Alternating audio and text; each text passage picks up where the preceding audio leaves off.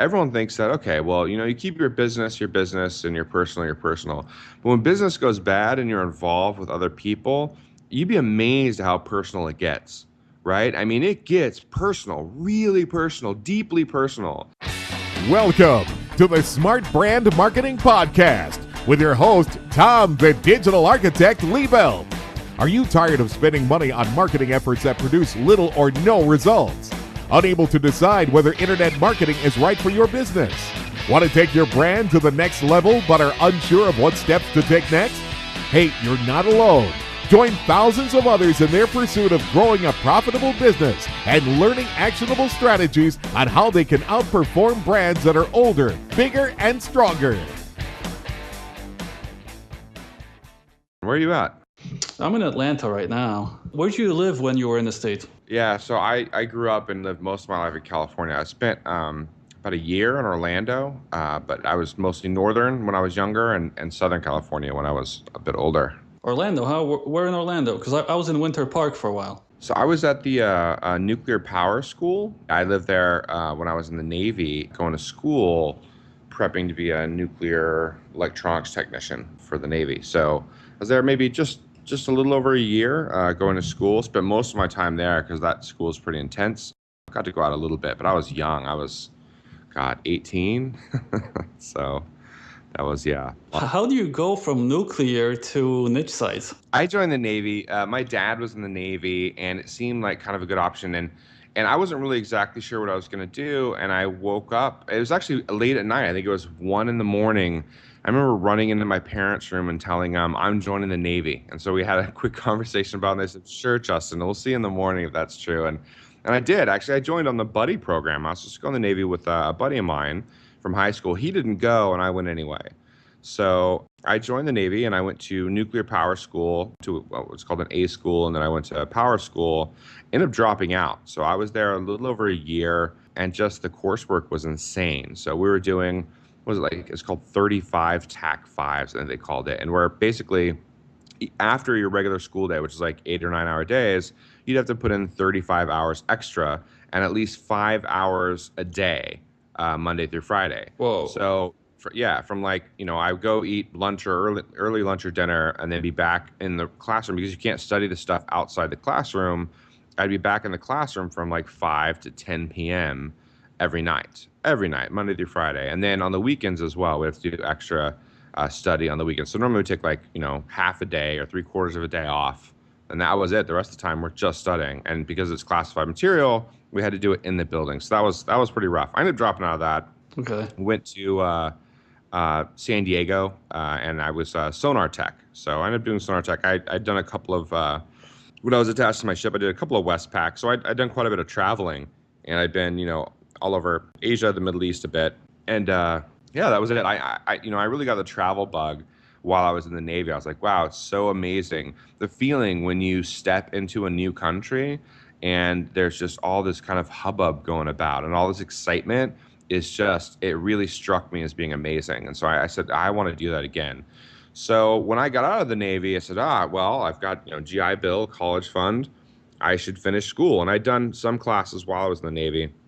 So I was going to school after the Navy. And then I had sold some stuff on eBay and was making a little bit of cash on the side in addition.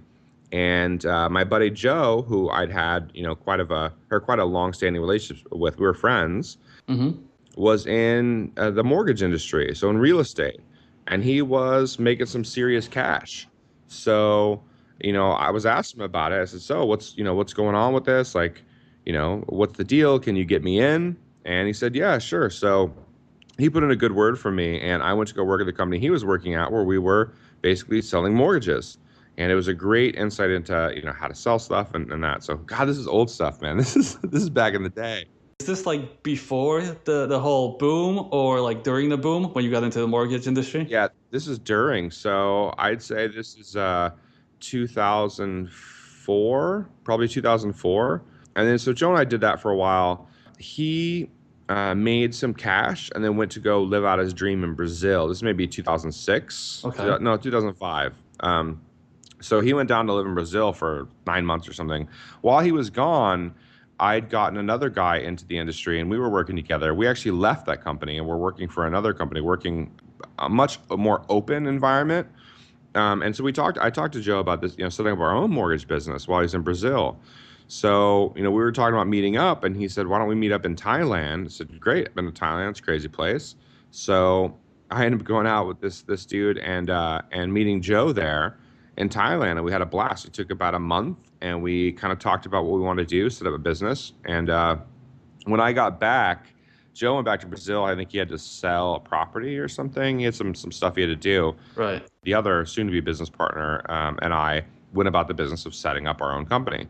So we started setting up the corporation and everything. And then Joe finally got back to the U.S. and we started rolling with it. So we were 3 guys working out of our house and setting up a mortgage company, closing loans and that kind of thing. So did you all live in the same house? Yeah. No, it was a live, work, play kind of environment. It was like a frat house for, aspiring or burgeoning entrepreneurs. Cool. We were running our own business there from the house.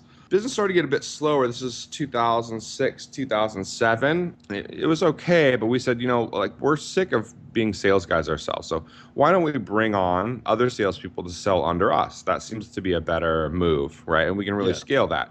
So Joe and I set up a process to interview and hire all of these loan officers, basically, and they would close their deals with us. We would take a piece or a cut of the deal, and they would make the majority. And that was going well. We had some good months. And then we had some partner problems with that third party that really started to drag down the business. We got in this spiral where that third party was not working. He wasn't doing any work. And so we're all, equal partners and splitting the money we were making. And, we were frustrated. Joe and I were frustrated because this guy not really doing his work and getting paid the same as us. And so it seemed to be the who can work less game and make the same amount of money. And it was horrible. I've told other businesses about this, other peers and mentors that we have after the fact. And they said, I've never heard of that before, but it was a huge drain on our, psyche, on our business, on our emotional state. And it was a mess. And we didn't address it very well. So we just kind of let it fester and let it turn into a real mess till there was actually like a confrontation point that resulted in that third party leaving the business, basically leaving my life too, leaving our lives. So yeah, it was stressful, pretty painful. Every business owner that ever had a partner can kind of understand this. And I've had some partners too, and it never really worked out. So that's really why I'm so curious how you and Joe are still working out so long. Everyone thinks that, okay, well, you keep your business, and your personal. But when business goes bad and you're involved with other people, you'd be amazed at how personal it gets, right? I mean, it gets personal, really personal, deeply personal. Yeah. And so Joe and I, after our third partner had left, we were just emotionally drained, right? So we later on, a couple months later, we'd taken some time, and then Joe and I tried to restart the business, get it rolling again, and we just seemed to obviously the industry was on a downhill slide at this point. This is like 2007. We were probably, it wasn't the right space for us. We weren't ready to try to build this back up, and it failed miserably. So we were looking for other mortgage companies that could basically swallow us up. We had a pipeline and we had deals going, but we knew the writing was on the wall. So we were hoping, someone else would kind of swallow us up. We took a deal that was definitely not a good one. And yeah, it did not work out very well, man. So how'd you get rid of that guy though, man? Because I know when you're having a business and there's with 2 partners, it's even probably worse, but with 3 guys, you own 33%, right? So did you buy him out or did you just straight up kick him out? How'd you get? Yeah, no buyout. So here's what happened. The guy was not working. Basically, and this sounds so crazy looking back at it, but he wasn't working. He was sleeping all day. So he would stay up really, really late at night doing whatever he's doing, games and whatever, and would sleep all day while we're trying to get work done. And it was outrageous. So it got to the point where we had an intervention. I'm not kidding you. We were in the family room. We had another friend of all of ours over, and we sat down and said, look, we just can't do this anymore. We can't do it. It's getting out of hand. And he didn't take it very well. He's fairly defensive the whole time. And and was kind of surprised about like kind of our approach and our frustrations, and just could not get on the same page with us. And yeah, I mean, it was his decision to leave. We were obviously very frustrated. We tried to not be attacking him, but I'm sure some of that came out. Anyway, he was out. He was done. I think he felt bad about where things had gone. He realized kind of what was going on and just said, "Screw it, I'm out of here." Like his reaction was to go. So That's still not too bad though. No lawsuits, no lawyers involved. I think it's still pretty calm. no lawyers. It was just really, it was a mess, man. It was really a mess. I've went through those myself, man. So I'm just kind of, I feel you, man. I really do. I went through that with a partner too in a coffee shop, and there were lawyers involved and a lot of other. Oh man, it was same thing, man. Emotionally drained. Yeah, so Joe and I, after that, we tried to, salvage the business, and we really didn't. It just kind of continued on. We let it fester and drag out way too long. Eventually, Joe and I we'd eaten through our savings just living, and we tried to set up an office. We were hiring telemarketers to bring deals in, and we couldn't get any deals closed because all the banks were drying up and closing up, and so we'd spent all of our cash. Joe had a bit more, so he still had a bit of cash. But I was like, I gotta go get a job. I'm stuck. So I went to go work for a company. I kind of fell into a good company, an interesting company that was doing local SEO, and it was really growing. They were on a great trajectory. So I got in there and got promoted a couple times, and within a 6-month period. And then I told Joe, who was playing poker at the time, like scraping by a living, but he's like hustling at the tables, right? I mean, that's really what he's doing. A couple grand a month, just surviving, and hanging on to his bankroll. I said, dude, you should come do this, because he was getting sick of it. I mean, you can only play poker, like it's not really meaningful, but you don't really get much out of that. And so that was his gripe. He's like, yeah, okay, I can survive doing this, but what kind of living is it, right? Like, what am I building here? So I said, come join us over here. We're doing some interesting stuff. And he'd known a bit about the company, so he came to join that company. And same thing, he got promoted a couple times. And we got to the point where we were running probably 70% of the operations side. There was a sales side too, but we were running probably 70% of the operations side. Had like at the most probably 70, 75 employees under the two of us. Wow. So we had a good crew going on there, and we'd at that point got a seat at the table. So the 10, 12 people in the company that were really the decision makers, we would sit down in meetings with them. And so we were upper middle management, lower senior management in the company. We started to get an itch too. So we realized that they had a need. We were hiring people like, do you have a pulse? You're hired, because we were growing so fast that, we needed people. And so there was a great opportunity for us to send some of the work offshore, right? Because we can scale people a lot quicker. So when we were in when we were doing our own mortgage thing, we'd hired a virtual assistant in the Philippines, and she was fantastic. Even though the business ended up going to crap, she was amazing, great value, smart, helpful. We were like, wow, that is an interesting thing. That virtual assistant, virtual employee thing that's going to be something for us. I get that. So, and the local SEO company, we said, why don't we set up something in the Philippines and we can have some more back office stuff done? And the company was like, yep, that sounds like a good idea. You guys set it up. So we set it up. I started growing it out, 4 people, 6 people, 8 people, 10 people. Finally, we went out to the Philippines to meet up with the team, and we came back and told CEO, CFO, COO, we said, look, guys, it's kind of ridiculous. We have them all working out of the manager's house. Like, she's got computers, like it was like sweatshop-ish, right? I mean, really, all these people are in there. There's like a fan blowing on them to keep them. It was horrible. And we were like, we didn't mean to set up this way. It just kind of became this animal, this beast that, got away from us. We need to get this fixed. So we just set up an office in the Philippines and like really go for it. I ended up talking to my mentor at the time, was the COO, and he was like, look, guys, he said, you should really put together a proposal. So he kind of like helped us sculpt what we wanted it to be.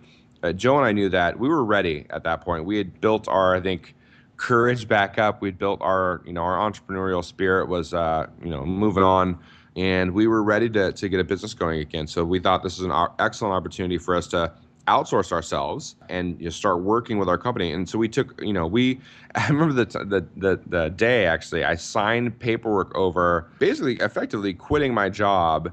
And I was then as a contractor. So I stayed on with the company. I was still going into the office every day, meeting with everyone there. Joe flew out to the Philippines. This is probably August of 2009. Okay. So Joe moved out of the Philippines. I stayed on with the company as a contractor and stayed there. So I didn't actually make the move to the Philippines until January 2010. I think that's right. That was a crazy time. We were crushing it, honestly. That company we'd worked for, built up a team to about 30 people in the Philippines. So, and it was all under our name, our company. We'd set up a corporate structure, or a corporation in the Philippines. So we now had our U.S. corp, which we had still maintained, and we had our Philippines corporation now, which was an interesting process to get that set up, especially when you're in the U.S. But we had set that up, and we were rolling. So I fly out to the Philippines. Oh, my first time business class too. Crazy expensive ticket, but I was like, you know what? I'm moving to the Philippines. I'm gonna fly international business like a boss. Like a boss. Flew out to the Philippines, got off the plane, and said, "Wow, man, wow!" I had 2 huge suitcases packed full of the stuff I was bringing with me, and I was there, man. I was in another country, ready to make my way. Eventually, they dropped us at the end of 2010, and they were going in a different direction. They found out that their cost of sales were just too high, and so they tried it. They were playing with that, and it just wasn't working. They were spending a lot of investment money acquiring clients, and it just wasn't working out. The ROI wasn't there, so they started cutting back and going in a different direction. They cut out their sales team and a bunch of things. So we were stuck. We had these smart, talented people we'd hired in the Philippines, and nothing to do with them. So we said, we don't want to let them go. We think that we can get them placed in another outsourcing company. So what are we going to do with them in the meantime? So we tried a couple of things. We put them to work doing silly stuff like Mechanical Turk, where you click here, click there, make a little bit of money. And that sucked. They weren't even paying their salaries. We're making 40 cents an hour or something. This was no good. So we tried something else. We started building niche sites. And that started to take off. It took a few months, but we committed to it. We said, look, we're going to do this for 6 months, see what happens. And we'll be at risk with this one. That's fine. Put a bunch of hours in that first month, and we had a bunch of people working on it. We made like $30. And we're like, oh, this is scary, but we'll keep at it. The next month we made a couple $100. A month after that, couple thousand, and we started realizing, okay, now we're at one point we were about, I think, maybe 10,000 in actual spend in the whole, and then a bunch of my time and some of Joe's time at that point, and but it started to finally turn a corner. And then we realized, and we were like, it's working, but we need more money, so we could probably use another $30,000 if we really want to build this up. And I was like, let's do it. And Joe was like, no way, man. That's a big that's quite the nut for us to invest in this. I mean, that would put us at risk. So we had to come up with an alternative. Like, what are we going to do? And so the idea was, well, why don't we sell some of the sites off to fund our growth, right? We can sell some of the sites that are earning today, front load that cash, boost cash flow, and then reinvest that into, hiring more people, building out more sites, and continuing the process, because we weren't really where we wanted to be. We need to be creating more sites if we really want to make an impact, make a good amount of money. So that's what we did, and it worked like a champ. We started selling some of these sites off, and people were buying them, and we would front load our cash and be able to take that cash and reinvest it into building more sites. And we were able to scale really quickly doing that. Through 2011, we saw some pretty massive growth. I forget, don't hold me to this, but I think we went and finally we made like about a little over $100,000 in 2011 through this. And then it really blew up. All those efforts really paid off in 2012, where we, crushed it with that side of the business. I think we met around 2010, kind of when I was in the AdSense sites as well. And I remember you talking to me, and I was like, man, this guy, he's got to have a team behind him. I had like 3 employees at that time. And you were talking about like building like 100 of sites, I don't know if it was like a week or every 2 weeks. I worked 20 hours a day myself. I was hustling almost everyone I knew. I was like, there's no way this guy's doing it himself. Yeah, I felt kind of bad about this. So we tried to clear up our message, but people thought, okay, well, this guy just thinks he can knock at all these sites, or that we're doing it all automated, or we've got some like black hat stuff going on. And that wasn't the case at all. We just had a big team behind us, and it wasn't just Joe and I in a basement just knocking out sites. We had a team of people that could do stuff for us, and I think that's pretty critical. is that we were leveraging our ability to build teams of people that can coordinate their work and get stuff done. We were leveraging that with niche sites. So it really could have been anything. It wasn't the niche sites necessarily. It was the fact that we had a great way. We'd fumbled our way into this way of building up awesome teams that can do cool stuff. I think that's great too, man. Like a lot of small business owners, it's really a one-person operation. Maybe they'll have like 3 people underneath them, but they're still micromanaging everyone. I think anyone who runs a small business in the U.S., and let's say that you have a couple of employees, maybe you have a partner or something, and there's an opportunity for you to work with offshore VAs or build a team doing things that are helpful to your business, that will help you grow. You should absolutely get into it. There's a learning curve, and it's not the easy button or the magic bullet that you hear people promise. Outsource it, and it'll just be done for you magically. No, you're going to screw some stuff up, and it's going to be kind of messy at first. But once you get that down, I mean, it's a great way to leverage, a distributed team and put yourself, in a better position than your competition. So if you're doing it and your competition isn't, you're going to be able to crush them. And I think that's a great way to look at it. Yeah, definitely. So you guys been kind of partners for how many years now? Yeah, it's about 9 years now. I'll tell you, it's funny if you ever listen to it, because we've done podcast episodes on partnerships, and we've been on other podcasts talking about partnerships, and we're really negative. We're really negative about partnerships in general, and we've talked to so many people that partner with that kind of their buddies. And then whether things go bad, which if it goes bad, it can turn into a nightmare. And things go well, it can turn into a nightmare too. You listen to any of these startups that became billion-dollar companies, and the nightmare that they went through with partnerships and equity, and it just gets really ugly. People start getting greedy, and it can be a mess. So partnerships are scary. I think that Joe and I, even though I said business can get really personal. And it get really personal between Joe and I, differences of opinion, different ways we view our business and the world. But we understand that the business is more important than just our personal, views. So we take it from the perspective that, the business is our baby. It's something that needs to be protected and grown. And it's not like a business partnership is an awful lot like a marriage. So is it like a legal partnership, or is it just, some spit in a handshake? No, legal partnership, both in our U.S. corporation and the corporation we have in the Philippines. So we are 50-50. And in the Philippines, it's kind of a weird deal. So we have a corporation, and the Philippines corporation is owned 95% by our U.S. corporation. And then for the other 5%, I'm 1%, Joe's 1%, and we have 3 Filipino placeholders. The way it works is you need to have 60% or more owned by Filipinos. The workaround is that the corporation in the Philippines can be owned by a foreign corporation, and then you can have 1% placeholders to make up that requirement, and that's our corporate structure. So. And you need 3 of them, right? Yeah. So we have that, and then the fact that we have a corporation here is great because we can get into legal agreements, we can sign contracts, we can buy property, we can do anything that any Philippines corporation can do as a legal entity. So, I actually recommend this to people that are moving to the Philippines to retire or whatever, or they're going to buy a house and they want to put it in their, girlfriend's name or their wife's name or whatever. I mean, that's fine. But you might want to consider setting up a corporation in the Philippines and having that corporation own the house, own the property. Especially if you're talking about your nest egg, your retirement, that might be a good option to look at. I think that's awesome. So what you're saying is just set up a corporation in the States, like let's say New Mexico, get an anonymous corporation, Right. just to keep your stuff safe. Then you move to the Philippines, you get 3 placeholders. I mean, how did you get the placeholders? Your employees or? No attorney in the Philippines set it up. 2 of the people were our employees, and 1 was not. How much does it cost? How much did it cost? I don't know. It's pretty expensive, but we didn't really know what we were doing, so we just went with Just like, just a ballpark. I mean, it's, maybe 4,000 or something. So okay. We went with a more expensive law office here in the Philippines, and we didn't know what we were doing. I think we spent maybe 4,000 to 5,000.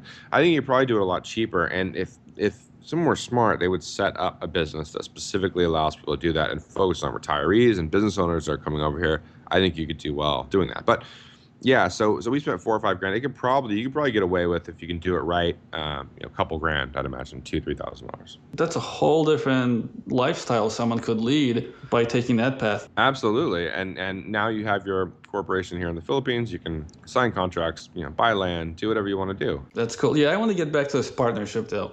So you're 50-50 partners, right? 50/50 partner on the U.S. company, yeah.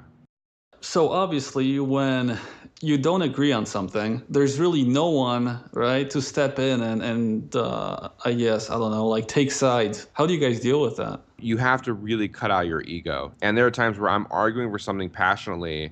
Joe will make a point I hadn't thought of, and I have to completely back down, reverse course, and say, "Yep, that's the better move for the business." And we've learned that. That just comes over time and experience, I think. And you don't always get it right, and we do come to impasses sometimes, but it's rarely the kind of impasse that will shut our business down, that will completely lock it up. Yeah, because I think I seen Joe in a video on your guys' site training for a boxing match, right? Yeah, man. Before? If it comes down to it, I'm avoiding that guy. Yeah, I'll get the lawyers involved because that guy's a boxing machine.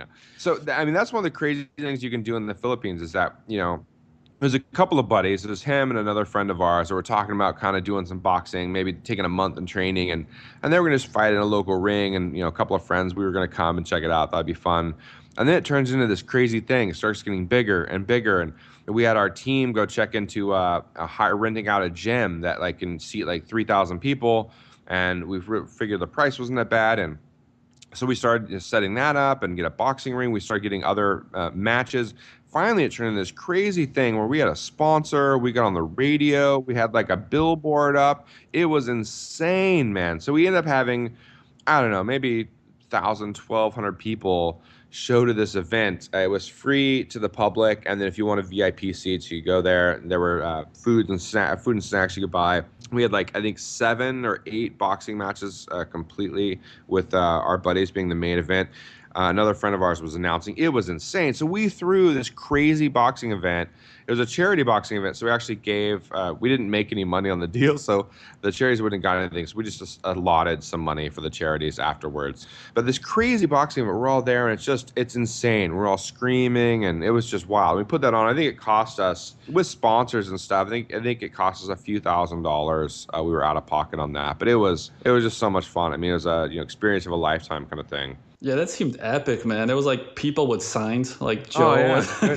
it was insane. And so we had a condom sponsor. We know a guy that his girlfriend's an FHM girl, so she came down and had some friends as our ring girls, and it was insane, dude. So you're just able to do these crazy things in the Philippines because you can. I mean, you have the opportunity to do it, so why the hell not? And you run into some amazing people. So we were when Joe first got out here, he's friends with a real estate developer. Not friends with him, but met him. And we were talking a little bit of business, and we did a little bit of business with the guys, but he just kind of hung out with them a bit. The guy's like, "Hey, I'd like to take you flying this Saturday." Like, okay. So he goes there. They go to the airfield, and the guy owns a private plane. So he takes Joe up. They're flying around the city, checking out the city. And that kind of stuff, for me, maybe this happens for other people, but that kind of thing doesn't happen for me back in the U.S. I was in Southern California working my job. You just don't have someone who's like, "Hey, let me take you over my private plane, and we'll take a flight around the city, and we can talk business." That's craziness. But that kind of stuff happens here pretty often. I mean, often enough to where it's cool. Yeah, and I think that's something that the listeners will really appreciate too, like hearing that difference between the life they know in the States and then something like you're doing, right? And there's actually a way for them maybe to do it, like you just said with the corporation, right? There is a path. I mean, obviously it's not easy, right? Like it's not simple for someone to pack up and, just start some kind of an online business or something in the Philippines. That's not a simple thing to do, but it is possible. It is possible. It's a lot easier than you think when you actually start heading down the path. It's definitely possible. And I think a lot of people say, "Oh, that sounds cool," and then go back to what they really, they were doing before. But I know a lot of people, hundreds of people that have done this type of thing, that have said, "Hey, I want a different experience. I'm going to, leave where I'm at. I'm going to try, start building my business offshore. I'm going to start, traveling around. I'm going to set something up that allows me the freedom to do that." And they've been successful with it. So, Yeah, I think the people that really want to do it, do it. So yeah, maybe some of your listeners are thinking, oh, I'll do this eventually. Start putting a plan together to make that happen, right? Start taking the first steps toward that. Get involved in communities where people are already doing that, and you'll I think find the opportunities will find you really. You guys became online brokers now, right? So you're selling sites, kind of connecting buyers and sellers, right? Basically. Yeah, so we started selling our own sites to start, and then we had a bunch of people that were asking if they could sell with us. And so we said, yeah, sure. So when we switched our brand from Ads Flippers to Empire Flippers, we allowed people to broker their sites with us. And now, yeah, we have our community people that are looking to buy websites, looking to sell websites. We generally broker in the $5,000 to $100,000 range. So sites making $250 to $5,000 a month in net profit are the sites that sell well, and we typically target. And you verify those sites, right? Like that they're making the income that the person says they're making. No, I'm just kidding. Yeah, dude. just teasing. Yeah, we absolutely verify them. So we have a vetting process that we take everyone through. That includes a bunch of checks. It includes making sure that the content's unique, making sure that the earnings are there, making sure they have the right to sell the site and that they actually own the site themselves, a bunch of different things. So they have to pass our tests. And I'd say about 35% of sites that apply to sell with us don't pass. So they actually have to pay money upfront to get checked, to get vetted by us. If you don't pass, we do refund the money, so you're not out. But yeah, it's $300 if you want to list your site with us, so that we can take a look. And around a third of those don't pass. So yeah, what's left, what does pass our checks, and our, we're able to verify the seller's identity, and make sure they're real people and everything. They get listed on our marketplace, and it depends how long they sell. It depends, like let's say a $7,000 site is likely to sell faster than a $20,000 site, which is likely to sell faster than a $50,000 site. So it's finding the right buyers, and it takes a little longer, maybe a week or two for the first group, 4 weeks for the second, and 2 to 3 months for the third. So yeah, but we're saying websites, but it's really businesses, right? You're buying and selling businesses. it is. It's small, almost like lifestyle businesses, but businesses nonetheless. Yeah. So when you get in like the $500,000, $600,000 range, you're really talking about private equity groups. You're talking about a much more involved process than what we do. What we do is we serve the market that's on the lower end, not the $500 starter sites you can buy on flippa.com or something, which is kind of like an auction house. It's kind of like the eBay for buying and selling websites. We're talking about the ones that aren't quite there yet, but are valuable enough where you want someone else that knows how to, buy and sell websites to help guide you through the process. Basically, you have a website that can make $5,000 or $10,000 a month, right? And that's, a lot of small businesses, that's how much they make at the most. Like I had a coffee shop, and I think the whole thing pulled in $20,000 per month after expenses. It was like maybe $5 left for me. So with something like you're selling, someone can buy a site, a business that's going to bring in $5,000 to $10,000 a month.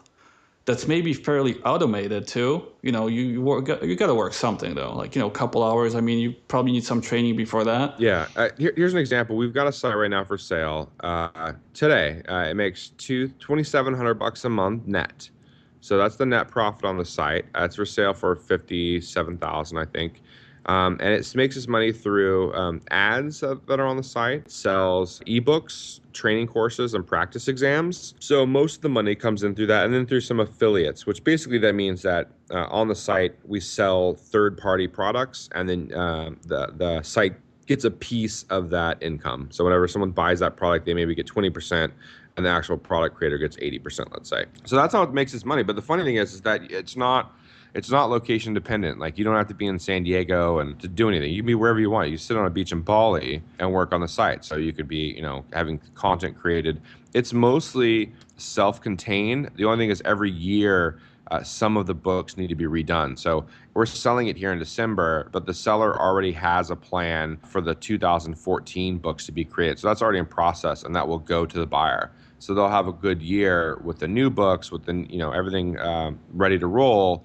They won't have to worry about that again until 2015. So yeah, it's a site that you can actually run anywhere. You can do it from the US, you can do it from Bali, you can do it from Thailand, wherever you want to be. So it's a great site for someone that wants to get started in the lifestyle. Now you have to fork over the cash, but I mean, it's a lifestyle change, and I think that's what people are looking for. We can help people change their lives by selling sites, by helping them sell sites to provide cash flow that can change their business and where they're headed. And that's what's really exciting to me, are these people that, are selling their sites and they get a $50,000, $70,000, $80,000 cash injection and can go do what they, something that they love, that they're passionate about. People can buy these small businesses and not have to deal with a coffee shop and, the employees that are there and keeping the lights on and all the hassle. They can work on their laptop legitimately. And I think that's really exciting. Plus, like the idea I have in my head is a lot of the business owners that I know, they invest into retirement, right? Through 401ks. And then when that's kind of filled up, they buy stocks. And I just really think it's so much better if they can actually buy a couple of these businesses, these online businesses, maybe even hire some people to just kind of help them run it in the meantime and start controlling these streams of income that they can later on just fall back on when they're older, right? Because I mean, stocks, you can't control any of that. There are risks, but there are risks with stocks too, right? And the thing is, I was reading some great articles on Mark Cuban's blog, and he said, you want some good advice? Here's what you need to do. That 25% interest you're paying, especially when you include fees and interest rates and all the things on your credit cards, you should absolutely, take your money out of the market, which you're getting probably an 8% return on. Pay off your crazy credit cards. In fact, borrow from your 401k and pay off those crazy credit cards.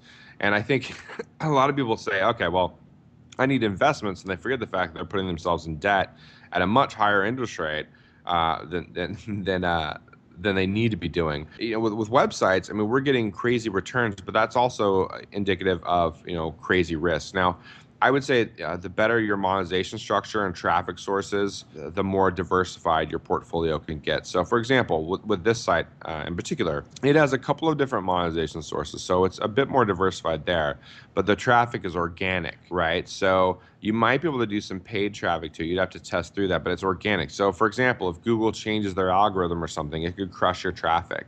So that may be one site in a portfolio of sites. Let's say you have another 2 sites that are making similar amounts of money, but you're doing it via AdWords and Facebook paid advertising, right? That way, if Google Organic takes a hit on the one site, you've still got the paid traffic. If they change the rules for the paid traffic, you've still got the organic. And I think savvier investors are figuring this out and starting to really look at their online investments as a portfolio of sites, of their online stocks. And so diversifying yourself eventually becomes important. Yeah, I think so. But there's really more control, though, with those than with stocks, with regular stocks. Absolutely. You have a direct say in the success of your business, no question.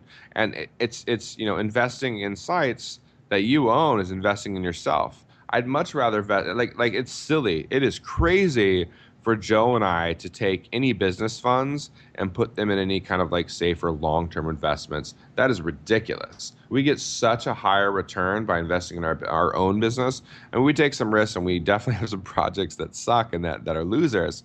But I mean, we have such a better return than we could get on the stock market with our own business that we'd be crazy to invest any money outside of ourselves.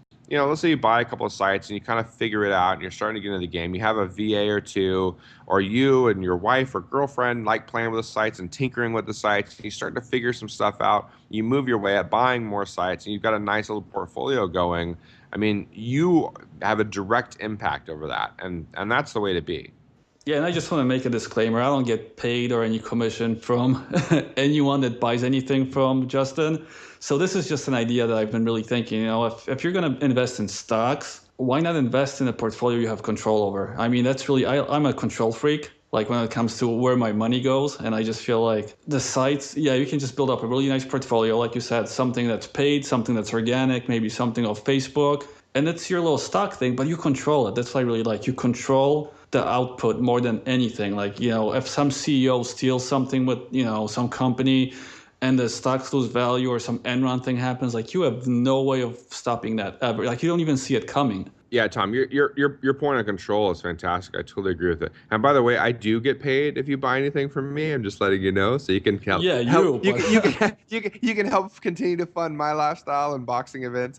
But honestly, I believe so strongly in this. I don't care if you. I mean, I want you to buy from us, but you can buy from anyone, and I think still get the strategies done, still get it done. So sites like Flipping Enterprises, another broker, Flippa, any of these guys. I think the strategy itself is pretty sound and really interesting, especially if you want the personal freedom that doesn't come with having to go into a job every day. There are some risks, and I think it's a learning experience. So I think it's worthwhile to get started slowly. Don't go and spend your nest egg on a site that you don't really know how to run. I think you should start off slowly and start to get into it, but it's a worthwhile venture. It's worthwhile playing around, tinkering, and starting to either build out or buy sites to build up a portfolio to kind of see how that works. That is going to be a great thing, an interesting thing in the future. What I would really do, and I would recommend this, I mean, just do a split test, right? Get $200, put it into stocks, and get $200 and buy an AdSense site and just see which one brings you more income at the end of the year. Yeah. Okay, this has been great. Tell people where they can find you and if there's anything that you just want to push, because I mean, this is like your moment. You can really I'm going to talk push. about it. I'm pushing, baby. Let's